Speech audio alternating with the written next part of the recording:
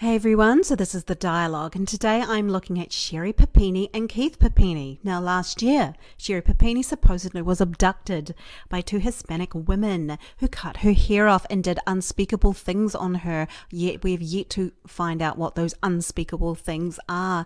But I'm here to basically look at the body language of Keith Papini because Sherri hasn't bothered to actually come forward and get analysed. But Keith, we're going to be looking at you. So what I'm going to be talking about is my opinion of deceptive behaviour on a number of occasions. Let's take a look at Keith Papini talking about his wife. Now, I want to tell you that supposedly she is missing by this particular stage, so that is very pertinent. Car there, and I open the door expecting my son comes 100 miles an hour right at me. Okay, contempt, or rye, or both. And then usually Violet right behind him. We do what we call, our family snuggles. Family snuggles have a lot of contempt there. Weird. And you thought with the kids? On near our mailbox. Okay, so look at his mouth, how it closes after each of these two statements. Which is a ways away. It's about a mile away, actually. Are you worried? Not quite yet. Okay, not quite yet. And he's got his mouth closed as he says these statements right there. That is an indication it's more psyche rather than body language. But what it's saying is that he doesn't want to give everything that he knows to the man who's talking to him or the cameras. He's closing his mouth. So the energy isn't going through anymore. It's been closed off. Subconscious. Which is a ways away. Okay. Jumps into his wife's car and follows the breadcrumb pings on the map toward the mailboxes. So I got in her car and I immediately drove down to the end of my mailbox, and I was, anticipating I would see her. So let's look at this again. There's a bit of acting going on. Pings on the map. Immediately drove down to the end of my mailbox, and I was, anticipating I would see her. Okay, so look sideways and look up. That's a degree of acting going on. Keith dials his children's daycare center. First thing I said is, "What time did Sherri pick up the kids today?"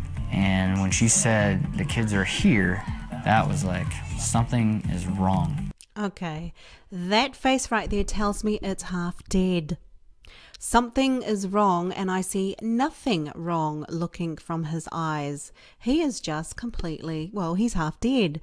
He doesn't care. He's not concerned. There's no sense of concern or what's going on with my children and Sherri, for goodness sakes. And of course, before he actually lowered his head again, that is subconscious in saying that I want to hide the truth from the person who's looking at me, because if I show my whole face. And here we have the perfect couple. He is proposing to her. How does that happen when there are two of them here, but there is a photographer? It looks like a very posed photo to me, as all their photos are very posed indeed. I was just head over heels for her, and I knew I wanted to marry this Another posed photo. girl. The striking couple tie the knot in Another posed photo, and no, it's not the marriage. 2009. They look like a fairy tale couple. Of course they did, because it's all constructed. She like a princess, he like a prince. Their Yep, they're setting it all up for us. photos together seem as if they're ripped from the pages of a glossy magazine. Do just very sweet things for one another, and just kind of things that you read out of a novel or see on TV. And she was shaking her head, see, on TV. She's setting this woman up to be the perfect blonde, blue-eyed white woman to make it more dramatic, the fact that she's gone missing. Because just know, people, there are literally thousands of women that go missing in that area every single year. Why is this one being nutted out over the others? Sherri's been called Supermom. Where does the Supermom name come from? She wakes up in the morning, has her kids Another beautifully posed photo. dressed, their meals planned out for them, and their activities for the day. And not just that, she's just a super wife. Like when she makes a pie, she doesn't just make a pie, she makes it look gorgeous. Because it's a super pie for a super wife. What a perfect woman. Thanks, sister. So supposedly this is her phone all neatly wrapped up. Her earphones are neatly wrapped around the phone, and this is an original photograph that Keith took when he found the phone without Sherri. So it's interesting how neatly and tidily it was just put on the ground. So it didn't obviously drop, it was put on the ground. It looks like they had enough time to make it neat and tidy. Interesting. Would have lost her phone driving home one day, and she put it on the roof of the car and it fell off. Okay, whatever, I could see that happening. But the cars were home and the kids are at school. I knew something was wrong. Okay, so he shrugged his shoulders. It's like he's shrugging off what actually did happen. So shrugging is actually quite important. So now he's talking about ringing 911. He takes 2 pictures of Sherri's iPhone, then dials 911. I wanted to make a clear message. This is real. You need to get here now. I don't know how many phone calls 911 gets on this particular thing. 90% of the time. 90% of the time. Did you see how his jaw was it was quite tensed up here? And that can indicate deception. It's like eek. It's an eek. You know, they went to the store, or they're hiding under the bed, or it's not that. And again, his eyes are dead. He's half alive. It's like he's not really concerned whatsoever. I knew His head drops and he looks up. she was taken. And so now we're back to the sister of Sherri. Let's look at her body language. News of Sherri's disappearance quickly spread to the family. When I heard Keith's voice on the phone, I knew it was absolutely real. And Okay, so she blinked an elongated blink, which can indicate deception. when I hung up the phone, And she's in construction.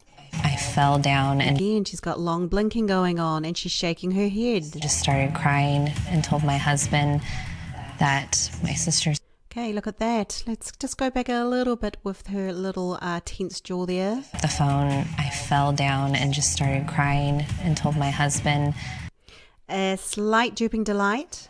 that my sister You go, my sister, my sister. It's sort of like it's a cross between drooping delight and guilt. is gone. Here you go, she smiled, drooping delight. Not good. And now, ladies and gentlemen, let's look for the first installment of Crocodile Tears. And I told him I had something important to tell him, and he jumped he jumped up on the couch with me, and he knew something was up. 4-year-old. He said, "Dad, you can tell me anything." Dad, you can tell me anything because my vocabulary is so good at 4 that I can actually speak like that, just like an adult. Thanks, Dad. Okay, crocodile tears. No actual tears going down the face. Most people can do that. And so now Keith is talking about how he wanted the whole world to be investigating after his wife, probably because he wanted the notoriety and the fame.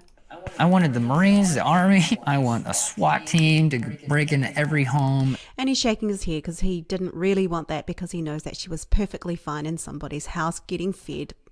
And there was a lot of contempt there because he didn't get the SWAT teams. He didn't get the teams he expected for his lovely, perfect super wife. And her sister together. I believe they're both in on it as well. Let's go and look at their body language. Sherri's big sister, Sheila, and Keith's sister, Suzanne. Nothing home. Please bring her home. She has babies. Please bring her home. She has babies. Why are your eyes closed for 3 seconds? She loves them.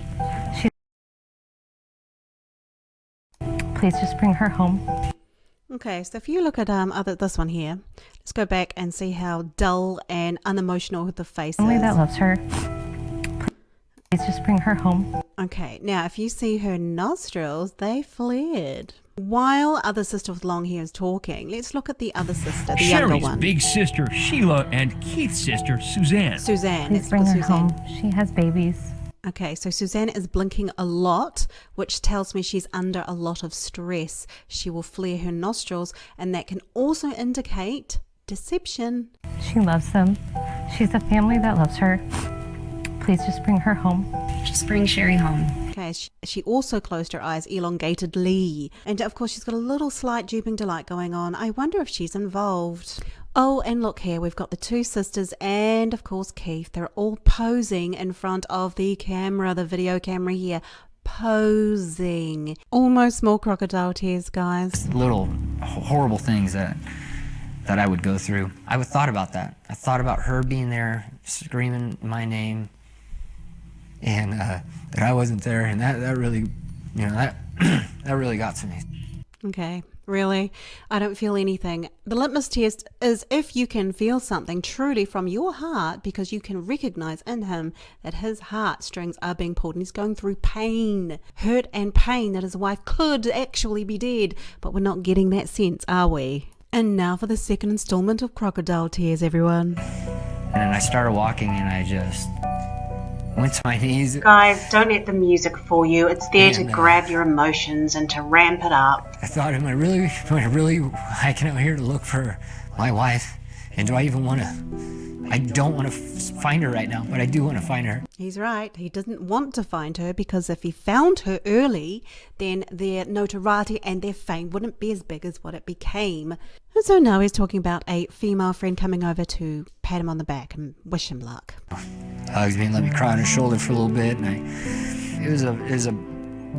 It was a duping delight. That's what it was. Duping delight. You're happy.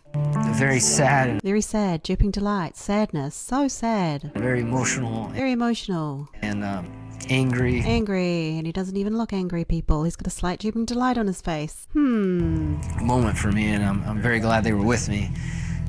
And another thing, guys, is that he's looking down most of the time he's saying this statement. Doesn't want to show his eyes, and his head's down. Doesn't want to show his full face to the interviewer or us. And that is very telling. In fact, it's reminiscent for the whole of this interview and the whole of the case, really. I believe, and this is just my opinion, that the case is a hoax, and I believe that yes, this woman did actually find Sherri on the road because Sherri cut her own hair and put dirt all over it to make it look like that she was just, beaten up and everything. And I think it's a ruse, saying it was two Hispanic women who kidnapped her. For what reason?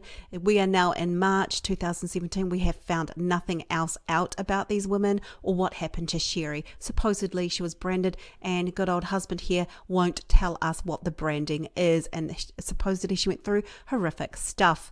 But if you think there is something amiss, I believe something is amiss. The case smells to me. But hey, it's my opinion, and I've got a right to it. Yeah, thanks so much for watching. This is The Dialogue. Please ding my bell.